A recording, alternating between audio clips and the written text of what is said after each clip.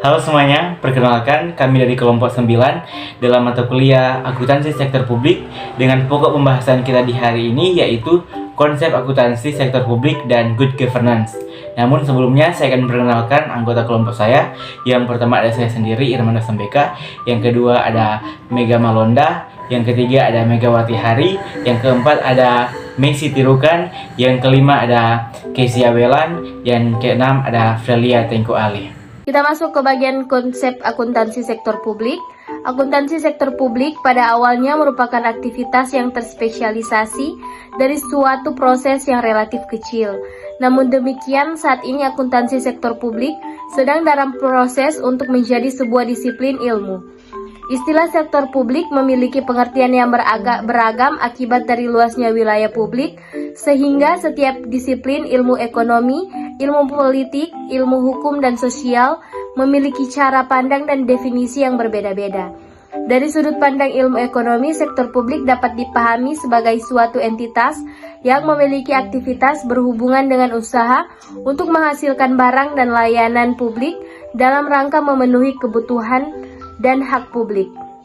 Pengertian good governance.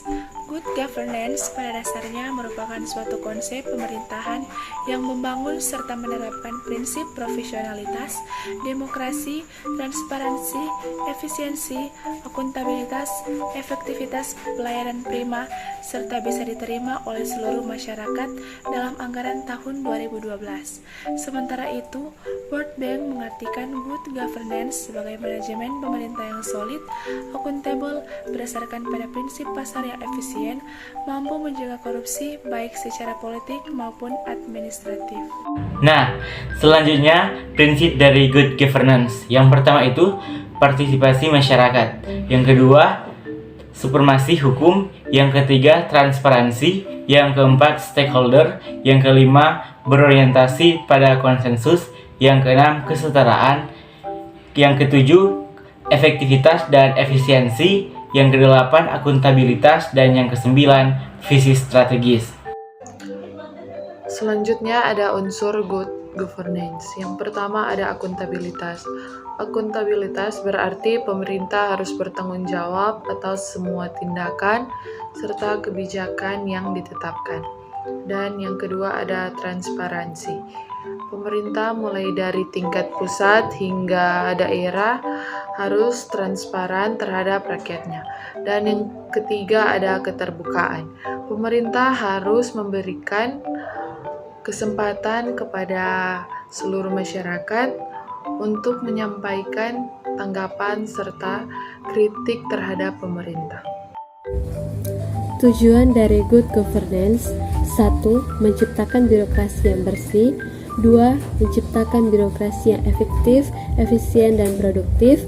3. Menciptakan birokrasi yang transparan. 4. Membangun birokrasi yang melayani masyarakat. 5. Mewujudkan birokrasi yang akuntabel. Nah, yang berikut ada contoh good governance di Indonesia. Yang pertama, masa jabatan diubah dari yang awalnya bisa sampai seumur hidup, sekarang dibatasi hanya sampai 5 tahun dengan maksimal 2 periode. Artinya, setelah 2 kali terpilih menjadi presiden, sudah tidak dapat mencalonkan diri untuk periode yang ketiga. Dan yang kedua, pemilihan umum untuk legislatif dan eksekutif melibatkan rakyat sejak masa kampanye hingga pemungutan suara di TPS. Ini berbeda dengan zaman dulu di mana pemilu diwakilkan oleh anggota DPR. Nah, demikianlah hasil presentasi dari kelompok kami. Semoga apa yang kelompok kami jelaskan dalam video ini dapat menambah wawasan teman-teman semua.